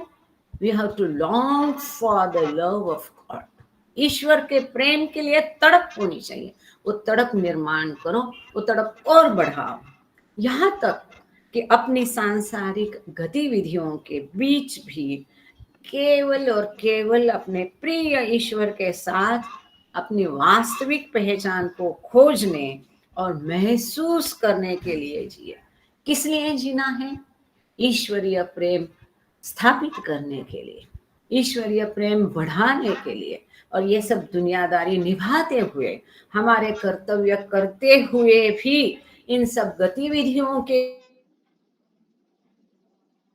बीच हमें क्या करना है, केवल हमें अपनी पहचान ईश्वर के साथ बना के रखनी है, केवल उस एक के साथ हमारी पहचान बना के रखनी है, और हमें अपने स्वयं को खोजना है, महसूस करना है, रियलाइज करना है, अनुभव करना है अपने रियल आई को, अपने वास्तविक स्वयं को। इसके लिए हम हमारा जीवन व्यतीत करें।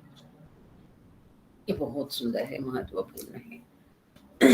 बी प्योर एंड सिंपल, कितना अच्छा है, कितना बड़ा है। दो ही शब्द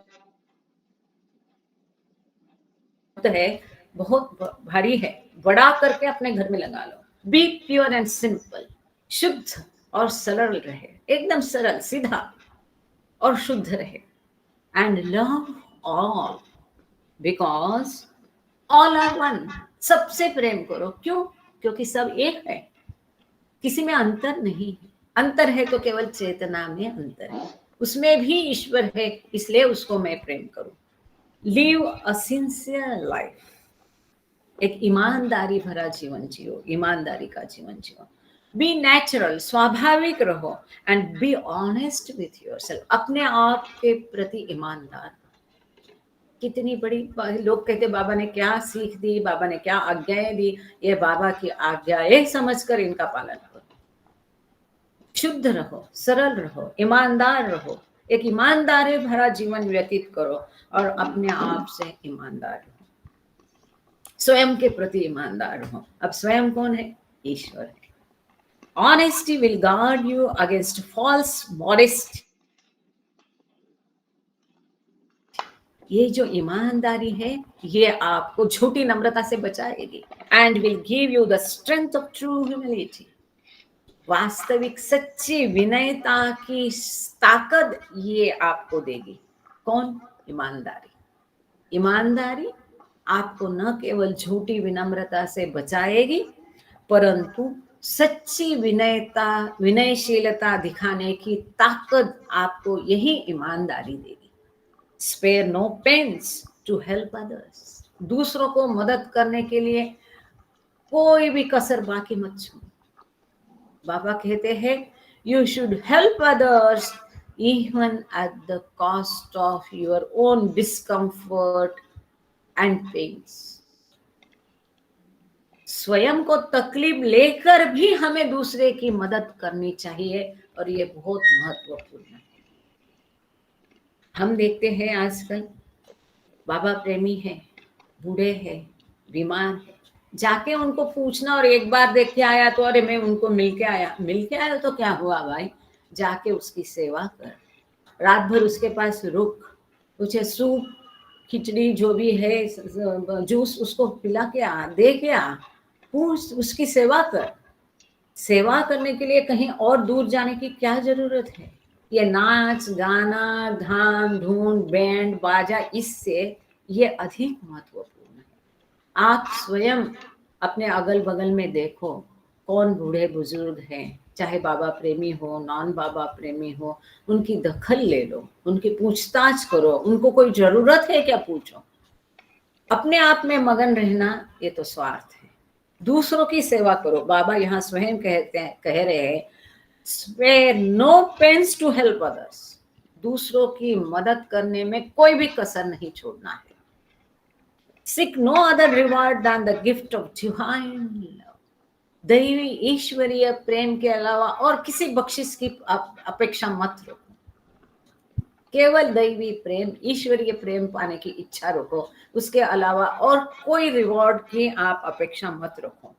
Yearn for this gift sincerely and intensely, and I promise in the name of my divine honesty that I will give you much more than you yearn. क्या बात है, so very important. स्वयं ईश्वर प्रॉमिस कर रहा है हमें कि ये जो दैवी प्रेम की अमूल्य देनगी है, केवल इसी को ईमानदारी से, तीव्रता से, गहनता से इसकी खोज करो। दिव्य दैवी प्रेम के उपहार के अलावा किसी अन्य पुरस्कार की तलाश ना करें।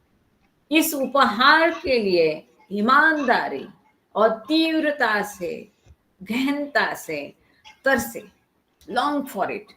और मैं अपनी दिव्य ईमानदारी के नाम पर वादा करता हूँ। देखो क्या सेंटेंस है, बाबा स्वयं कह रहे हैं क्या, मैं अपनी दिव्य ईमानदारी के नाम पर वादा करता हूँ। In my divine honesty I promise.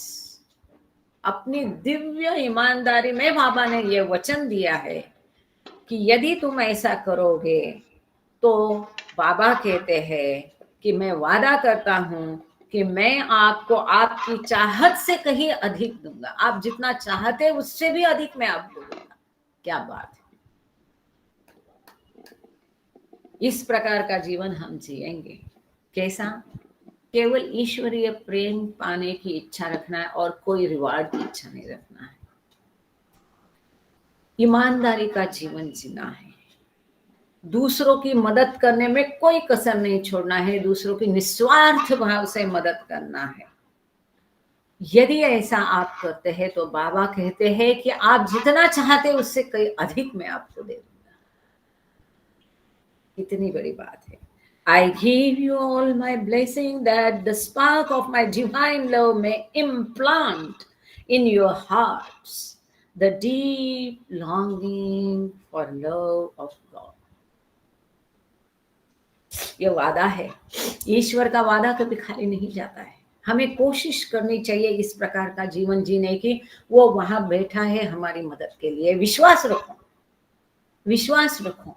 बाबा कहते हैं मैं आप सभी को अपना आशीर्वाद देता हूं कि मेरे दिव्य प्रेम की चिंगारी आपके दिलों में ईश्वर प्रेम की गहरी लालसा पैदा कर सके।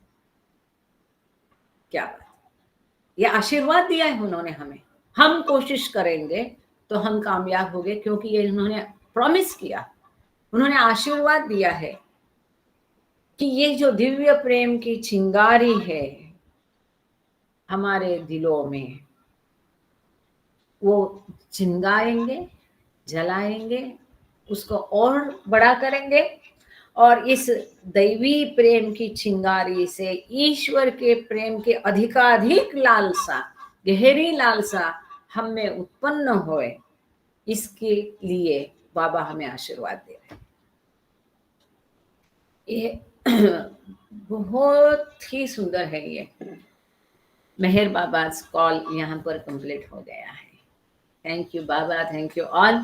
अभी यहाँ इस इतना महत्वपूर्ण विषय है, कोई अगर चर्चा करना चाहे, किसी को सवाल करना है, कुछ शेयर करना है, पूछना है तो आप पूछ सकते हैं। अब ये इतना महत्वपूर्ण है तो इसको थोड़ा जहन में आने दो। कोई आप में से खोल करके बता दो कि इसमें महत्वपूर्ण क्या है, क्या बाबा ने बताया है, या ये बता दो कि इसमें से कौन सी बात आपके दिल में बस गई, दिल को एकदम चुभ गई, या आपको। हाँ उषा जी, और आज का प्रेयर और आरती का भी तय हो गया ना। हाँ उषा जी बोलिए। जय बाबा। मेरे को सबसे अच्छी बात यही लगी कि इंसान को निस्वार्थ सेवा करनी चाहिए और जहां तक हो सके दूसरे के बारे में सोच के और उसको हेल्प करना, ये बहुत बड़ा और बहुत सुंदर संदेश है, जिससे कि इंसान मतलब हमने शरीर मनुष्य जीवन लिया है और मनुष्य जीवन में और इस शरीर से ही सबसे उत्तम शरीर जो हमें मिला है योनियों में, वो मनुष्य है। इसमें अगर हमारा कुछ भी किसी के काम आता है तो मैं ये समझती हूँ इससे बड़ी बात कोई नहीं है और इससे ज्यादा निस्वार्थ सेवा भी कोई नहीं। ये चीज मुझे बहुत अच्छी लगी। जी उषा जी सही है, बहुत बढ़िया। अच्छा सी गोपी कृष्णा, जय बाबा बोलिए। जय बाबा। जो बाबा खुद प्रॉमिस किया था, मतलब divine honesty that will give you much more than you earn for. So ये मेरे को बहुत अच्छा लगा, तो अच्छा लगा। Thank you Gopi Krishna ji.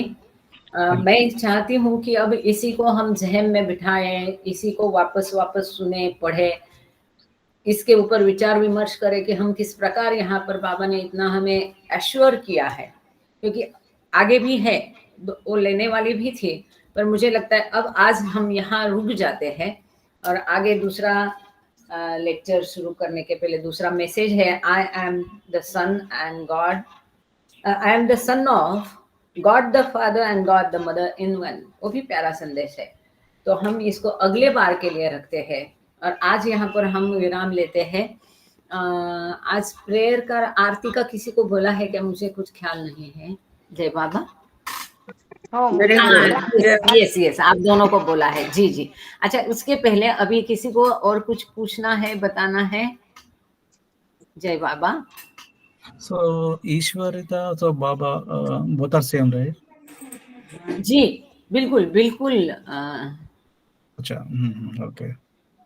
So normally हम लोग शिव बोलते हैं, ईश्वर बोलते हैं, ये भी सेम ही है ना? शिव जी, विष्णु जी, ब्रह्मा जी बोलते हैं। जी गोपी कृष्णा जी, देखो हाँ। ये क्या है, मैं बताती हूँ, आपके सवाल का जवाब देती ही आप थोड़ी देर माइक म्यूट कर दीजिए ताकि सबको सुनाई देगा। ये ब्रह्मा विष्णु महेश, ये तीन जो है ईश्वर के एट्रीब्यूट्स है, उसका कार्य है, मतलब निर्माण करता, पोषण करता, पालन करता और संहार करता, ये ईश्वर ही है। वो कोई ईश्वर एक ही है। अगर ब्रह्मा अलग है, विष्णु अलग है, महेश अलग है, तो ईश्वर एक नहीं हुआ ना, तीन ईश्वर हो जाएंगे, फिर ये तत्व के खिलाफ है। और ईश्वर तो एक ही है, अविभाज्य है, उसको बांटा नहीं जाता है। तो ये तीनों जो है, ये एक ही ईश्वर के तीन गुण है, कार्य है कि जो वो करता है। सृष्टि निर्माण करता है, सृष्टि का पालन करता है, सृष्टि का विनाश करता है। यदि आप अवतार हो, आप ईश्वर हो, आप भी इसे हर वक्त निर्माण करते रहते हैं, पालन करते। अब जो भी निर्माण होती है चीज, उसे नष्ट तो होना ही है। आप निर्माण की हुई, सपोज आपने पौधा लगाया, तो आपको उसको खाद देना है, बढ़ाना है, ये आप करोगे ही। अब आप जिस चीज का पालन कर रहे हैं, मतलब एक ना एक दिन वो चीज नष्ट होने वाली है, ये उसमें अंतर्निहित है, it is inclusive of that, वो उसके साथ ही आया है, उसको हम डिनाई नहीं कर सकते हैं। तो ये जो नींद में आप ख्वाब देखते हैं, तो आप ही क्रिएटर है, आप ही करता हरता धरता तीनों ब्रह्मा विष्णु महेश के वहां पर रोल निभाते हैं। हम जब बोलते हैं, देखते हैं, तो हम संस्कार निर्माण होते हैं, तो हमारा एक विश्व निर्माण होता है, फिर हम उस विश्व को पालन करते रहते हैं, और फिर हम जब सो जाते हैं तब इसमें से कुछ भी बचता नहीं, दिखता नहीं है, मतलब वो सब नष्ट हो जाता है नींद में। मतलब डेली हम में से हर कोई ब्रह्मा विष्णु महेश है, हम में से हर कोई डेली रोज विश्व की अपने अपने विश्व की निर्मित करता रहता है, पालन करता रहता है, नष्ट करता रहता है। कैसे? मैं सो गई तो मेरा विश्व मेरे लिए नष्ट हो जाता है, नींद में कुछ बचता है? मैं आपका विश्व नहीं नष्ट कर सकती हूँ, पर मैं जब सोती हूँ तो मेरा विश्व नष्ट हो जाता है, मतलब मैं महेश की भूमिका में होती है। तो ये ब्रह्मा विष्णु महेश, ये उसी के एट्रीब्यूट्स हैं, वो एक ही ईश्वर के तीन गुण है, त्रिगुणात्मक पहलू है उसका, वो जिसके माध्यम से वो करता है। वो ईश्वर एक ही है, विष्णु अलग है, महेश अलग है, ऐसा नहीं है, वो उसी का है। मानो आप है घर में एक अपने अलग कपड़े में है, आप ऑफिस जाते तो अलग कपड़े में जाते हैं, कहीं पार्टी में जाते तो अलग कपड़े में जाते हैं। तो कपड़े बदलने से आप जो गोपी कृष्णन है, वो गोपी कृष्णन ही रहते, आप कुछ बदलते हैं नहीं है। जय Baba. Is it okay? Yes. But all are one only. But doing is different. People doing, but all together different also one only. Okay, got you. Thank you so much. और किसी को कुछ कहना पूछना है? गांगड़े सर है ना? नहीं है? अच्छा, बाबा के चालीसा में भी ये ये चीज बताई है, ब्रह्मा विष्णु प्रतिपालक त्रिभुवन के, दीन बंधु है दया सिंधु जय भक्त तुम्हारे तुम। बिल्कुल, उसमें भी तीनों का ही उन्होंने एक्सप्लेन करा। वो तो बिल्कुल ही क्लोज पहुंचा देता है चालीसा तो। हाँ जी, जी बिल्कुल सही है। जय सुनीता दीदी, जय Baba. Thank you Usha ji, thank you Gopi. Baba ने कहा ये कहा ना, ब्रह्मा विष्णु महेश तुम हो, त्रिभुवन नाथ नरेश तुम हो। मतलब ईश्वर को ही सब कुछ कहा है ना, ईश्वर ही सब कुछ है। ब्रह्मा विष्णु महेश तुम हो, त्रिभुवन नाथ नरेश तुम हो, ये सब कुछ है ना। तो बाबा ही सब कुछ है। मतलब ये तो ब्रह्मा विष्णु महेश के जैसा मतलब उनके गुण है, प्रॉपर्टीज ऑफ गुण अलग नहीं है।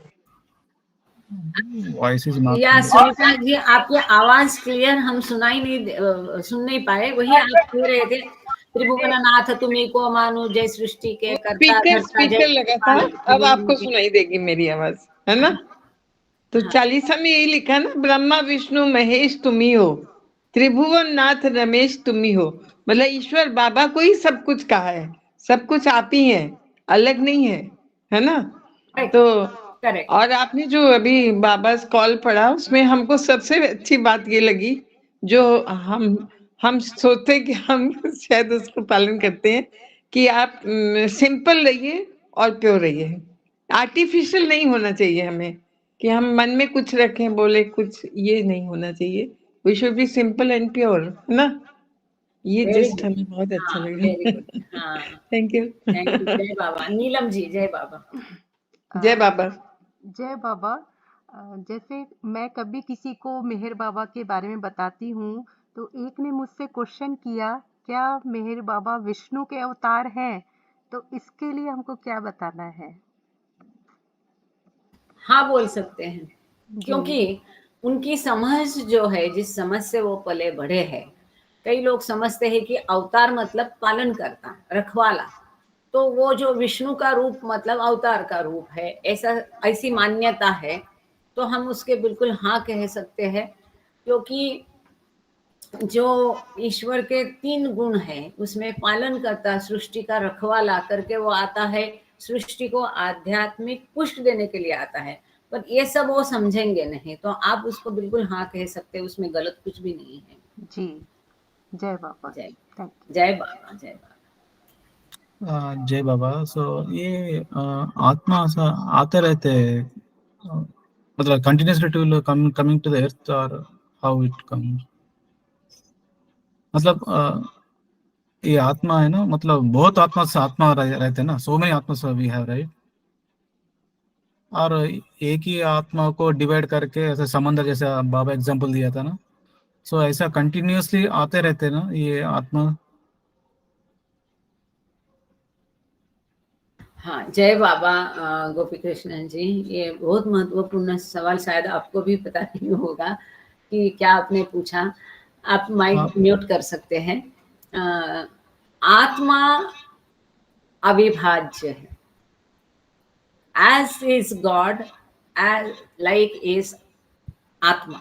जैसा परमात्मा है, आत्मा बिल्कुल वैसा है। परमात्मा कैसा है? अमर्याद है, आत्मा भी अमर्याद है। परमात्मा कैसा है? अविभाज्य है, उसको तोड़ मरोड़, वी कैनॉट डिवाइड हिम। तो आत्मा को डिवाइड किया नहीं जा सकता है। तो आत्मा हमेशा से एक है, एक ही रहेगी, अविभाज्य है, अमर्याद है। जे whatever are the attributes of परमात्मा, all are the attributes of आत्मा, क्योंकि वो परमात्मा का अंश है। अब इसलिए वो अलग, ये अलग नहीं होता है, ये टूट मिट के तोड़ मरोड़ के नहीं आती है। अब आपने जो पूछा है कि यही आत्मा अलग अलग होके आती है क्या, कि समंदर में, कि ये रूप में, तो इसमें जैसा बाबा ने कहा कि सभी एक है, फर्क किसमें है? चेतना में। वही परमात्मा है, वही पत्थर बन के आया, वही अनेक प्रकार के पत्थर है, all the species of stone. वही धातु है, ऑल द स्पेसीज ऑफ धातु मेटल। वही कीड़ा है, ऑल द स्पेसीज ऑफ कीड़ा। फिर वनस्पति, फिर जलचर, फिर पंछी, फिर पशु, प्राणी, अब यहाँ जितने लोग हैं उनकी सबकी आत्मा एक ही है. That is what today's lecture was all about, कि हम जो समझते हैं कि हम एक दूसरे से अलग है, हम अलग नहीं है, एक ही है. अब हम अलग क्यों दिखते हैं? ये भास है. जैसा स्वप्न में आप कुछ बहुत कुछ देखते हैं, वास्तव में वो अस्तित्व में होता है? नहीं होता है. तो अगर कोई फर्क है तो सबके कॉन्शियसनेस में फर्क है, चेतना में अंतर है. आत्मा कोई भिन्न नहीं है, अलग नहीं है, उसको तोड़ा मरोड़ा नहीं जा सकता है, वो अलग अलग नहीं है, एक ही है. अब वो अलग दिखती है. जैसे आपके स्वप्न में स्वप्न आप ही देखते हैं, मतलब देखने वाले आप अकेले हैं, तो आप ही बनाते रहते हैं. वो स्वप्न में जितनी चीजें बनती है वो सब आप ही बनाते हैं. वहां वास्तव में वो लोग रहते हैं, वो उपस्थित नहीं रहते हैं जो भी स्वप्न में चल रहा है.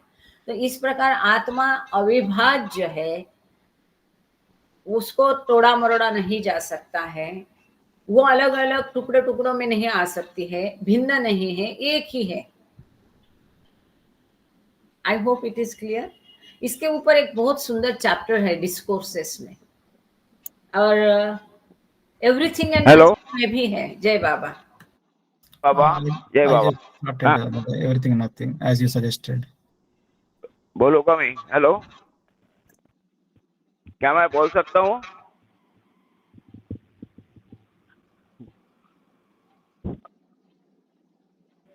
ईश्वर काका वचन. हेलो. हाँ, बोलिए काका. हाँ, ईश्वर वचन में जो दिया हुआ है बाबा के 10 स्टेजेस, उसमें थर्ड स्टेज जो है उसमें ये ब्रह्मा विष्णु महेश का रेफरेंस दिया है. 257 पेज पे है वो. पंडित साहब के जो ईश्वर वचन है उसमें क्लियर दिया हुआ है, और उसमें उन्होंने वेदांतातील त्रिमूर्तिशी ब्रह्मा सृष्टा, विष्णु संवर्धक और महेश संहारक, ऐसी वो एक दूसरे से मिलने वाले जो है वो शब्द आए हुए. और उसमें उसके नीचे जो पैराग्राफ है उसमें लिखा है की ईश्वराच्या 3. मी मराठीत सांगतो आता तुम्हाला. हेलो. नहीं, अभी हिंदी में ही होने दो, सभी हिंदी भाषी है. ऐकू येतंय का? हिंदी काका. हाँ, हिंदी मध्ये. अच्छा, ठीक है. हाँ, इसमें ऐसा लिखा हुआ है, ईश्वर के 3 गुणों की अभिव्यक्ति 3 प्रमुख देवदूतों के द्वारा. इसराफिल देवदूत जो जीवन निर्माण करता है, मिकाइल देवदूत जो जीवन का संवर्धन करता है, और इज़राइल देवदूत जो जीवन का संहार करता है. ऐसे हुई है. तो ये देवदूत, ये अवतार के 10 अवस्था में गए हैं. देवदूत जब परमात्मा जब पहला जो प्रवास करता है तो उसके बीच में ये तीसरी जो अवस्था है वो ईश्वर की तीसरी अवस्था ब्रह्मा विष्णु महेश की है. तो वहाँ देवदूत कैसे यानी जो उनको जो है दिया हुआ जो है वो देवदूत ने, तो वो कैसा है इतना सब सिर्फ बाद में इसलिए आगे के चैप्टर में आएगा तब लगे से क्लियर कीजिए. तो ये देवदूत कहाँ से और कैसे निर्माण हुए. जय बाबा. जय बाबा. थैंक यू काका. अच्छा, अभी हम प्रेयर ले लें. और किसी को कुछ कहना पूछना है तो हम प्रेयर के पश्चात लेते हैं. अभी इस सेशन को हम प्रेयर और आरती के साथ खत्म करके फिर मैं मीटिंग कंक्लूड नहीं, मतलब बंद नहीं करूंगी लिंक. तो जिसको पूछना है सुनना है वो बने रहिएगा. फिलहाल पर अभी प्रेयर लेते हैं. मीरा जी प्रेयर करेंगी और विभा जी आरती करेंगी. जय बाबा. शुरू करो. जय बाबा. हाँ, शुरू कर दीजिए. अवतार मेहर बाबा की जय. जय बाबा. हे परवरदिगार, सबके राखनहार और सबकी रक्षा करने वाले, तुम्हारा कोई आदि नहीं है और न तुम्हारा कोई अंत है. तुम अद्वैत हो, तुम तुलना से परे हो और तुम्हारा पार कोई नहीं पा सकता है. तुम्हारा कोई रंग और रूप नहीं है, तुम आविर्भाव से रहित हो और तुम गुणातीत हो, तुम अपार हो और अगाध हो, कल्पना और धारणा से परे हो, शाश्वत और अनश्वर हो, तुम अखंड हो और दिव्य नेत्रों के सिवाय और किसी भी प्रकार से तुम्हें कोई नहीं देख सकता है। तुम्हारा अस्तित्व सदैव था, तुम सदैव रहते हो और तुम सदैव रहोगे। तुम सर्वत्र हो, तुम हर वस्तु में हो और तुम हर जगह से परे तथा हर वस्तु से परे भी हो। तुम आकाश में हो और पाताल में हो, तुम व्यक्त हो और अव्यक्त हो, तुम सब लोकों पर हो और समस्त लोकों से परे हो। तुम तीनों भुवनों में हो और तीनों भुवनों से परे भी हो। तुम अगोचर हो और स्वतंत्र हो। तुम सृष्टि के रचने वाले हो, स्वामियों के स्वामी हो, समस्त मनों और हृदयों के ज्ञाता हो। तुम सर्वशक्तिमान हो और सर्वव्यापी हो। तुम अनंत ज्ञान हो, अनंत शक्ति हो और अनंत आनंद हो। तुम ज्ञान के महासागर हो, सर्वज्ञ हो, अनंत ज्ञान रखने वाले हो। तुम भूत, वर्तमान और भविष्य के ज्ञाता हो और तुम स्वयं ज्ञान हो। तुम पूर्ण दयामय हो और सतत परहितकारी हो। तुम आत्माओं की आत्मा हो और अनंत गुणों से संपन्न एक परमात्मा हो। तुम सत्य, ज्ञान और परमानंद की त्रिमूर्ति हो। तुम सत्य के मूल हो, प्रेम के महासागर हो। तुम सनातन सत्ता हो, ऊंचों में सबसे ऊंचे हो। तुम प्रभु और परमेश्वर हो। तुम पर ब्रह्म हो और परात्पर पर ब्रह्म भी हो। तुम पर ब्रह्म परमात्मा हो, अल्लाह हो, इलाही हो, इज़्ज़ान हो, अहूर मजद हो और प्रीतम ईश्वर हो। तुम्हारा नाम इज्जत अर्थात एक में पूज्य है। चार मेहर बाबा की जय। हे असीम दया की निधि प्रभुराज, हम अपने सब पापों के लिए पश्चाताप करते हैं।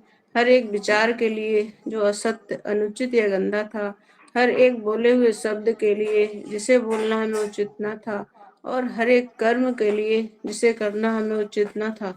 स्वार्थ से प्रेरित हर एक कर्म, शब्द तथा विचार के लिए तथा द्वेष प्रेरित हर एक कर्म, शब्द और विचार के लिए हम पश्चाताप करते हैं। विशेषकर हर एक काम, विचार तथा क्रिया के लिए, ऐसे हर एक वचन के लिए जिसको हमने पूरा नहीं किया, सब असत्य वचनों के लिए और सभी निंदा, पाखंड, दम या लोगों के पीछे उनके दोष बताने के लिए हम अनुताप करते हैं।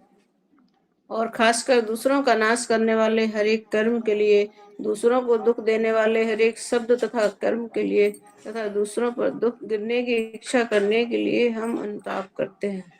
हे प्रभुराज, आप हम पर असीम दया करके हमारे किए हुए पापों को क्षमा कीजिए और वैसे ही आपकी मर्जी के अनुसार विचार करने में, बोलने में तथा कार्य करने में जो हमारी असमर्थता सदा से रहती आई है, उसको भी क्षमा कीजिए। यही हमारी आपसे प्रार्थना है। प्रीतम परमात्मा, हमारी ऐसी सहायता कर कि हम तुझसे अधिकाधिक प्रेम करें और अधिक और फिर भी उससे भी अधिक प्रेम करें, जब तक कि हम तुझसे मिलकर एक हो जाने के पात्र ना बन जाएं। और तू हम सबकी ऐसी सहायता कर कि हम अंत तक बाबा का दामन दृढ़ता से पकड़े रहें। तार मेहर बाबा की जय। प्रीतम मेहर प्रभु की जय। सर्वव्यापी भगवान की जय। जय बाबा। अवतार मेहर बाबा की जय। जहाँ कल्पना शब्द न पहुँचे, ऐसे अपरंपार नेति नेति कह वेद पारे। मैं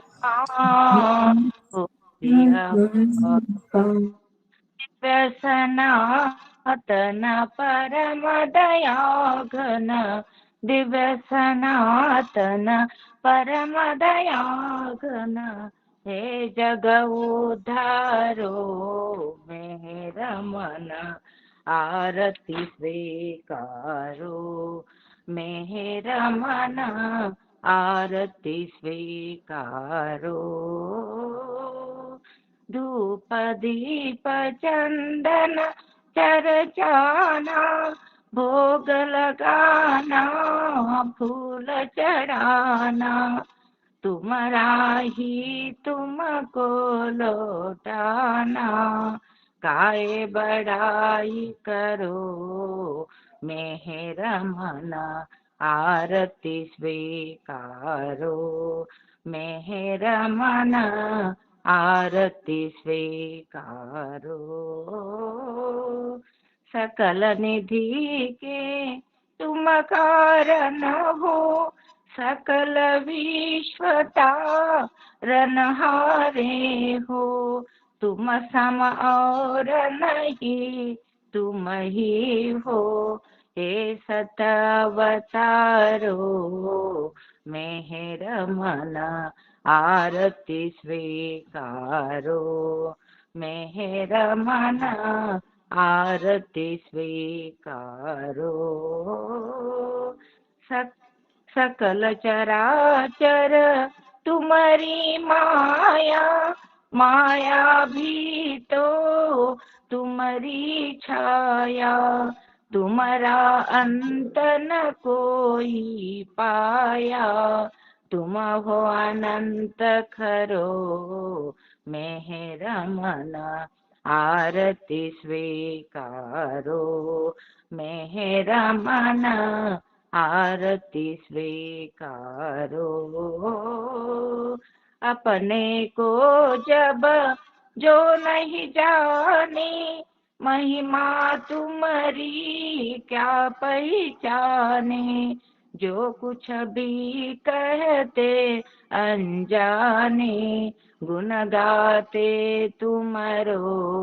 मेहर मन आरती स्वीकारो, मेहर मन आरती स्वीकारो। सीमा नाही तुम्हारी कृपा को, क्या कोई दे सकता प्रभु तुमको। भीख तुम्ही दो प्रेमी जनों को, नित्य तुम्हें सुमरो।